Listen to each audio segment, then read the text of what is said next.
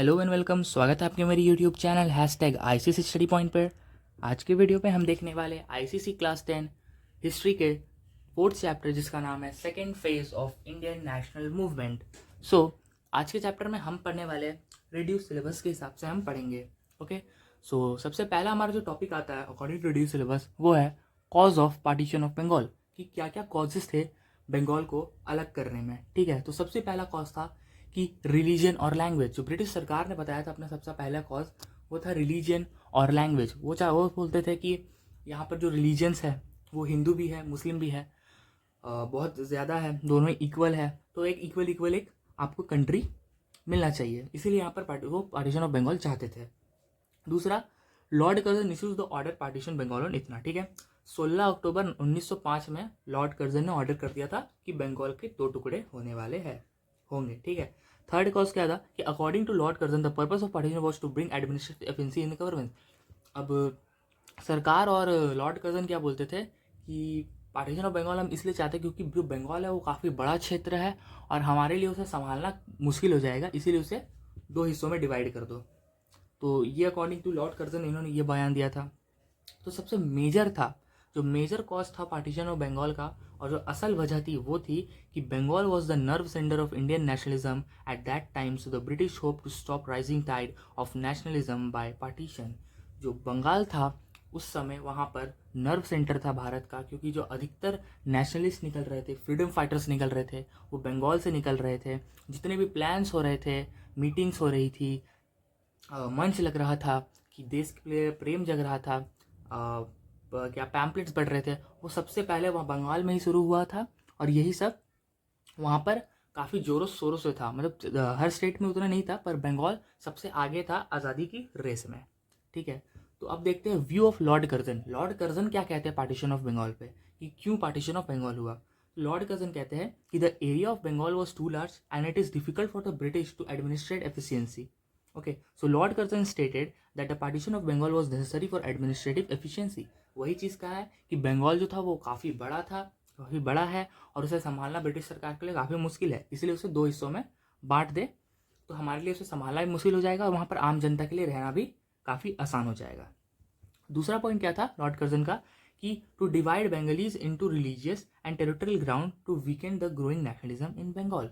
अब ये जो बात थी ये लॉर्ड कर्जन की अंदर की बात थी। जो पहला पॉइंट था वो सबके सामने दिखाया गया कि हाँ बंगाल बहुत बड़ा इसलिए पार्टीशन हो रहा है, पर असली वजह क्या थी उनकी, कि नेशनलिज्म वहाँ बढ़ रहा था, बंगालीज फॉर ए फॉर्म में थे, वंदे मातरम के नारे लग रहे थे। ठीक है, समूह बन रहा था, ग्रुप्स बन रहे थे, वहाँ मीटिंग हो रहे थे, आज़ादी के फ्रीडम फाइटर्स अधिकतर से अधिक वहीं से निकल रहे थे। तो सबसे बड़ा कॉज यही था और लॉर्ड कर्जन को ये पता था, इसलिए उन्होंने पार्टीशन का इशू किया था 16 अक्टूबर 1905 को। बढ़ते अपने अगले टॉपिक पे। हमारा अगला टॉपिक है व्यू ऑफ नेशनलिस्ट, कि नेशनलिस्ट के उस वक्त क्या व्यू थे पार्टीशन ऑफ बंगाल पे। तो सबसे पहला व्यू था उनका कि they saw the partition as the challenge to Indian nationalism. और ये बात बिल्कुल सही है कि उन्हें पार्टीशन एक चैलेंज की तरह लगता था, अपने नेशनलिज्म के चैलेंज की तरह, क्योंकि जाहिर सी बात है अगर बंगाल बढ़ गया तो हिंदू एक तरफ हो जाएंगे, हिंदू बंगालीज, और जो मुस्लिम बंगालीज है वो एक तरफ हो जाएंगे, और दोनों उस वक्त क्या थे, साथ होकर काम कर रहे थे।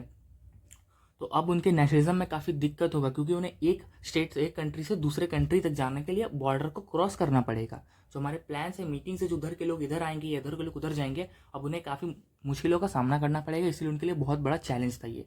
दूसरा पॉइंट ये था कि and deliberate to divide Bengal on religious ground. ठीक है, बंगाल में क्या था कि मुस्लिम बंगालीज भी रहते थे, हिंदूज भी रहते थे।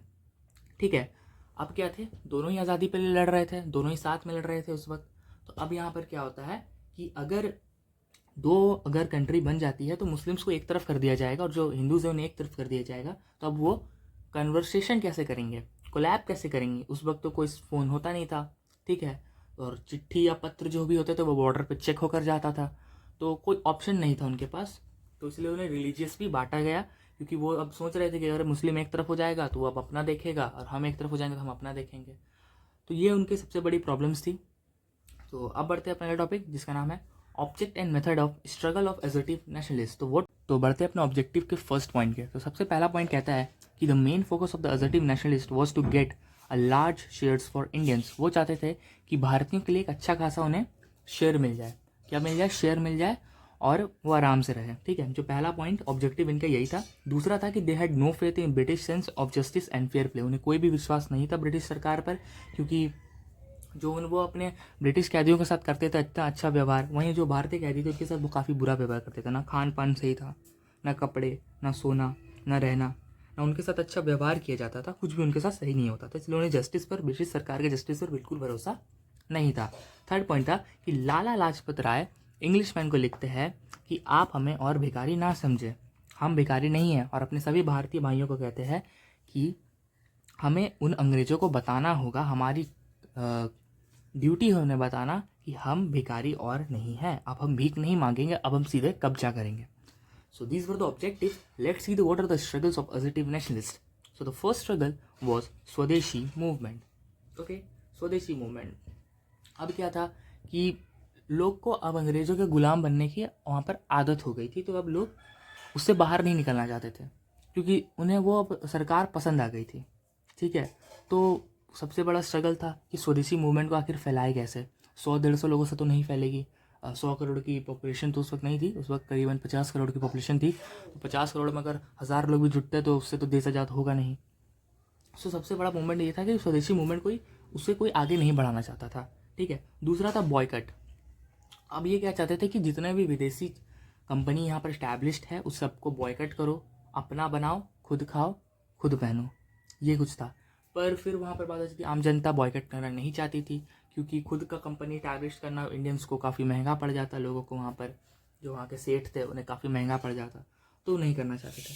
थर्ड, नेशनल एजुकेशन इस्टेब्लिश करना चाहती थी उस समय की हमारे फ्रीडम फाइटर्स, पर वो भी नहीं हो पा रहा था, क्योंकि जो बहुत सारे जो स्टूडेंट्स थे वो इंग्लिश मीडियम चर्च स्कूल में पढ़ रहे थे उस वक्त, ठीक है। जो गवर्नमेंट स्कूल्स थी वहाँ पर भी आपके ब्रिटिश सरकार ने उस स्कूल को बनाया था, तो उस समय कोई इंडियंस के पास स्कूल नहीं था, ना सरकार थी और ना ही कोई बोर्ड था जिससे वो अपने पढ़ाई को आगे पढ़ा सके।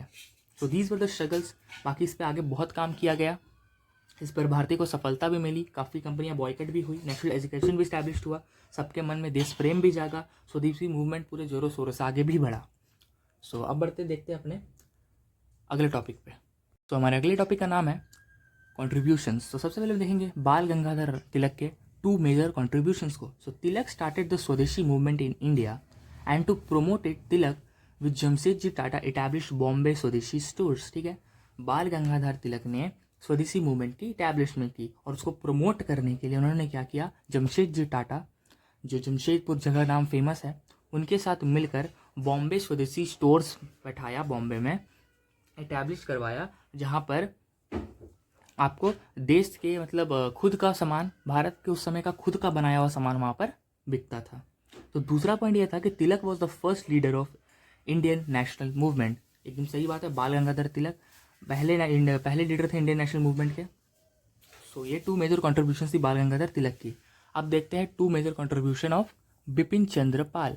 सो the first contribution is he preached and encouraged the use of swadeshi and boycott of foreign goods. उन्होंने सबको बताया, समझाया कि हमें अपना बनाया हुआ इस्तेमाल करना चाहिए, और जो बाहर के जो चीज़ है बॉयकट करनी चाहिए। विदेशी कंपनियां जो भी अपना सामान बनाती है उन्हें बॉयकट करना चाहिए। उनका काफ़ी बड़ा रोल था और उनके इस बात से काफ़ी देश वाले सहमत भी हुए थे, और इनकी ही बात से अधिकतर कंपनियां बॉयकट होना भी शुरू हुई थी। दूसरा सबसे बड़ा मेजर इनका कॉन्ट्रीब्यूशन है दैट ही फाउंडेड द ब्रह्मो समाज।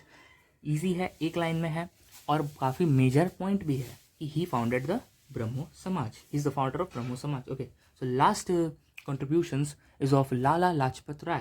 So Lala Lajpat Rai, he helped in establishing few schools in the country. उन्होंने सबसे पहले कुछ स्कूल्स की नींव रखी, जिससे आज भारत पूरे स्कूल्स एजुकेशन में जो फेमस है, इतना फील्ड बना के रखा है, भारत ने अपनी पकड़ बना के रखी है। सबसे पहला स्कूल, या फिर कह सकते सबसे पहले कुछ स्कूल्स जो इंडियन के बारे में पढ़ाया जाता था, वो लाला लाजपत राय ने ही इटैब्लिश किया था।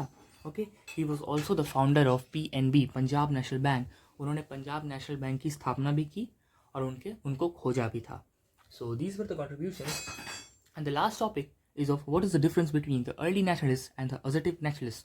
So अगर आपको डिफरेंस जाननी है assertive nationalist और early nationalist के बीच, तो एक मेजर डिफरेंस मैं बता देता हूँ कि जो early nationalist थी वो सरकार के साथ रह के वो अंदर से उनको मार रहे थे, ठीक है, और ये जो थे पॉजिटिव नेशनलिस्ट वो सामने से सीधा बोल्ड एक्शन ले रहे थे। अगर वो अहिंसा के पथ पे थे तो ये हिंसा के पथ पे थे। ये मारना जानते थे, वो छुप कर मारना जानते थे।